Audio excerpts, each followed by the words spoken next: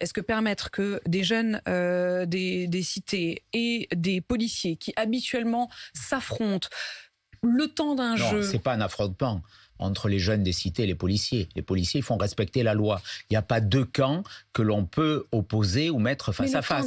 Il n'y a qu'un camp, c'est celui de la République. Permettez-moi de nuancer vos propos. Et le camp de la République, il est fait pour faire respecter la loi. Et ceux qui ne respectent pas la loi, qui commettent des délits, a fortiori des crimes, non, mais là, vous jouez sur les mots. doivent être moi, je vous demande sanctionnés. Pas qu'ils sont tout. Ou pas Ils n'ont pas à s'amuser avec les fait. policiers ou avec les gardiens de prison. Mais les policiers eux-mêmes disent que parfois ça fait retomber la pression. Il y a des actions. Je prends un exemple dans ma ville. À Nice, la police a créé depuis des années une association qui s'appelle le CLJ, qui travaille avec les jeunes, qui a des actions citoyennes tout au long de l'année. Et c'est important. Et si jouer au foot ensemble, par exemple, ça a des résultats. Dans deux équipes. Il y a des animateurs. Mais vous diriez non ? C'est pas la vocation première de la police. Ne confondons pas les rôles.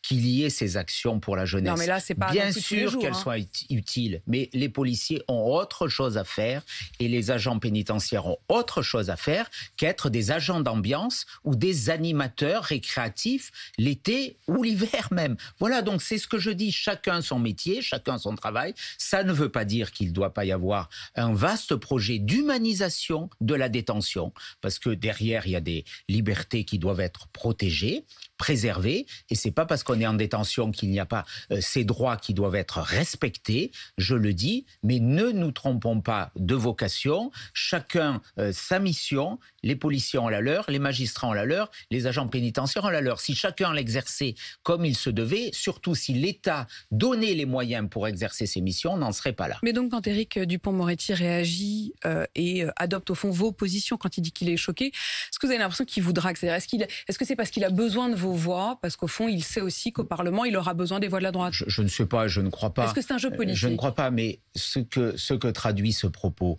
quelque part, c'est la marque du macronisme.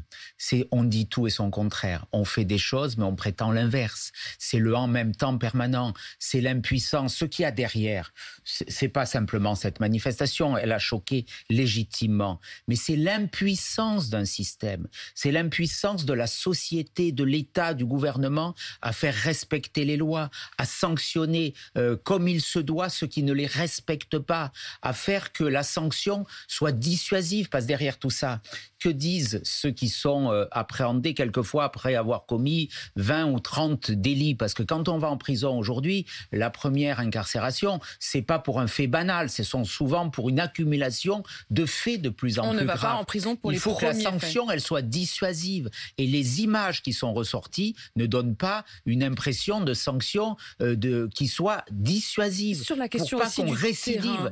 La prison, elle a aussi une vocation, c'est qu'on ne récidive pas, qu'on ne réitère pas. Et donc, elle doit faire peur quelque part. Il faut assumer cette vocation. Et là, elle n'a pas été respectée.